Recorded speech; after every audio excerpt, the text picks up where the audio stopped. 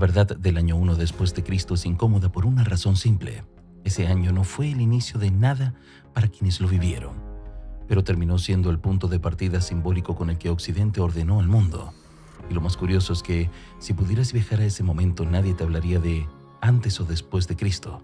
Nadie sabría que estaba parado en la primera casilla del calendario más usado del planeta. En el año 1, la Tierra tenía entre 170 y 300 millones de habitantes, según estimaciones modernas basadas en restos arqueológicos y registros antiguos. El planeta era otro, más silencioso, más lento, menos saturado. Un invento, un conflicto o un intercambio comercial podía cambiar el destino de regiones enteras. Porque el mundo no estaba conectado como hoy, lo que ocurría en un extremo del mapa podía pasar desapercibido para el otro durante generaciones. El poder, eso sí, estaba concentrado. Roma dominaba gran parte del mundo conocido y sus ciudades crecían alrededor del Mediterráneo. En Asia, China florecía bajo la dinastía Han, y el comercio se movía por la ruta de la seda como una arteria que mantenía viva a medio continente. India, Egipto y Persia también reunían grandes poblaciones, aunque mucho más dispersas. Mientras tanto, en rincones de Roma todavía no había conquistado y que ni siquiera conocía, otras culturas empezaban a dejar marcas que sobrevivirían milenios. Pero aquí viene lo que cambia todo. El año 1 no se llamaba Año 1. En Roma, por ejemplo, los años se contaban según el tiempo transcurrido desde la fundación de la ciudad, un sistema conocido como AUC, Ab Urbe Condita. Y en otros lugares la lógica era similar. El tiempo se medía por reinados, dinastías o gobiernos consulares. En el 5.º año del rey tal, durante el periodo del cónsul cual, la historia estaba amarrada al poder político de turno. Eso hacía que el pasado fuera un rompecabezas. Si un comerciante chino quería ubicar un suceso romano en su propio calendario, no existía una equivalencia directa. No había un lenguaje universal del tiempo, y por eso cuando hoy decimos 50 antes de Cristo o 200 después de Cristo, en realidad estamos transcurriendo decenas de cronologías locales al sistema que usamos ahora. Lo irónico es que ese sistema que hoy parece natural no nació con Cristo, no surgió en Belén, ni fue decretado por un emperador. Se construyó siglos después como una idea práctica, que terminó volviéndose un símbolo. Y en el centro de esa decisión aparece un nombre que casi nadie menciona, pero que reorganizó la historia sin mover un solo ejército: Dionisio el Exiguo. Y lo que hizo este monje no solo definió el calendario, también dejó un error que todavía arrastramos. Dionisio el Exiguo vivió en Roma alrededor del siglo VI. Su apodo significa el pequeño o el humilde, y su tarea no tenía nada de grandiosa en apariencia. Debía calcular la fecha correcta de la Pascua. Para hacerlo, necesitaba una referencia temporal clara. Hasta ese momento, muchos cristianos contaban los años según el reinado de emperadores romanos, incluido Diocleciano, famoso por perseguirlos. Dionisio consideró absurdo que una fe nacida del martirio organizara su tiempo a partir de un perseguidor. Así que propuso algo radical: contar los años desde el nacimiento de Jesús. El problema es que Dionisio trabajó con información incompleta. Nunca explicó cómo llegó al número exacto en que fijó ese nacimiento. Lo único que sabemos es que decidió que el primer año de la nueva era comenzaría 754 años después de la fundación de Roma. Ese sería el año 1 después de Cristo. Y aquí aparece una rareza que seguimos arrastrando. No existe el año 0. El calendario salta directamente del 1 antes de Cristo al 1 después de Cristo, como si el tiempo hubiera dado un pequeño salto invisible.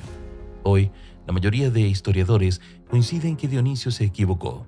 Los evangelios mencionan a Jesús nació cuando el rey Herodes el Grande aún vivía, y Herodes murió en el año 4 antes de Cristo.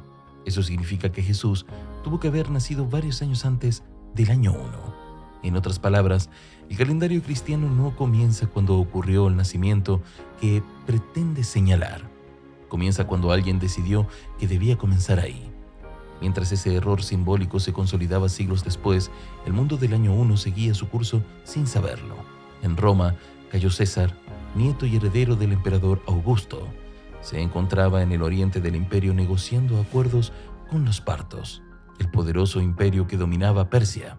Roma y los partos eran rivales, pero también entendían cuándo convenía pactar. Se reconocieron fronteras, se mantuvo Armenia bajo influencia romana y se evitó una guerra abierta. Para Augusto fue un triunfo diplomático. Para Cayo, una oportunidad de mostrar que estaba listo para gobernar. Al otro lado del Éufrates reinaba Frates V, gobernando junto a su madre Musa, una figura tan improbable que parece inventada. Musa había sido una esclava de origen romano, entregada como regalo al rey parto. Con el tiempo se convirtió en su esposa, luego en reina y finalmente en la mujer acusada de envenenar al rey para colocar a su propio hijo en el trono. Gobernaron juntos unos pocos años intentando mantener la paz con Roma hasta que la nobleza los derrocó. Madre e hijo huyeron, irónicamente buscando refugio en el imperio que había sido su enemigo. Y mientras en Occidente se afirmaban pactos frágiles, en Asia ocurría algo igual de decisivo. En China, tras la muerte del emperador Ai, la corte Han entró en una etapa de tensión silenciosa. Un hombre llamado Wang Mang asumió como regente y comenzó a concentrar poder. Eliminó rivales, promovió profecías que lo comparaban con figuras legendarias y transformó el aparato del Estado. En el año 1 todavía no se proclamaba emperador, pero ya gobernaba como si lo fuera. Ese mismo mundo, aparentemente estable, estaba sembrando la semilla de cambios que nadie sabía leer.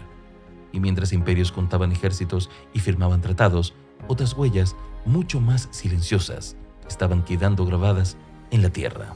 Y lo que ocurría lejos de Roma y China demuestra que el año 1 fue muchas cosas, menos un comienzo ordenado. Lejos de Roma y de China, el mundo también estaba dejando señales. En los desiertos del sur de Perú, donde la lluvia casi nunca cae, manos humanas comenzaron a trazar figuras gigantes sobre la tierra. Líneas rectas que cruzaban kilómetros, espirales trapecios y animales que solo pueden entenderse desde el cielo. Los arqueólogos creen que algunas de estas figuras conocidas hoy como las líneas de Nazca pudieron haber sido creadas alrededor del siglo I de nuestra era. Cuando la cultura nazca comenzaba a desarrollarse, nadie sabe con certeza por qué se hicieron. Ofrendas a los dioses, calendarios astronómicos o rituales ligados al agua. El mensaje, si lo hubo, sigue sin respuesta más de 2000 años después. Mientras tanto, en el corazón del Imperio Romano, el poder mostraba su rostro más cruel, la crucifixión. Era uno de los castigos más temidos del mundo antiguo. No era solo una ejecución, era una advertencia pública. Esclavos, rebeldes y enemigos del orden imperial eran clavados o atados a cruces y dejados morir lentamente. A veces durante días, el objetivo no era solo matar, sino humillar y disuadir. Roma perfeccionó este método hasta convertirlo en un símbolo absoluto de control. Entre los años 30 y 33 después de Cristo, durante el gobierno de Poncio Pilato, en Judea, uno de esos ajusticiados fue Jesús de Nazaret. Para Roma fue una crucifixión más, para la historia fue un punto de quiebre. Lo que comenzó como un castigo ejemplar terminó transformándose en el núcleo de una nueva fe. Con el tiempo, la cruz, instrumento de tortura, se convirtió en un símbolo de redención. El poder cambió de significado sin que el imperio pudiera evitarlo. Y así, el año 1 después de Cristo deja de ser una fecha precisa para convertirse en algo más inquietante, una frontera simbólica. No marcó el nacimiento exacto de Jesús, ni fue reconocido como inicio por quienes lo vivieron. Fue una construcción posterior, una decisión tomada siglos después que terminó organizando la memoria del mundo. El calendario no nació de una revelación divina ni de un decreto imperial, nació de una necesidad práctica y de un cálculo imperfecto. Pero ese error fue tan poderoso que redefinió cómo contamos el tiempo, cómo ubicamos la historia y cómo entendemos nuestro propio lugar en ella. Porque el año 1 no fue el comienzo del mundo moderno, fue el momento en que decidimos que lo sería. Y ahora dime tú, ¿crees que una civilización debería organizar su historia en torno a un símbolo? Incluso si ese símbolo se apoyara en un error. Déjalo en los comentarios. Si este tipo de relatos te interesa, apoya el video y suscríbete para más historias donde el pasado no es tan claro como parece.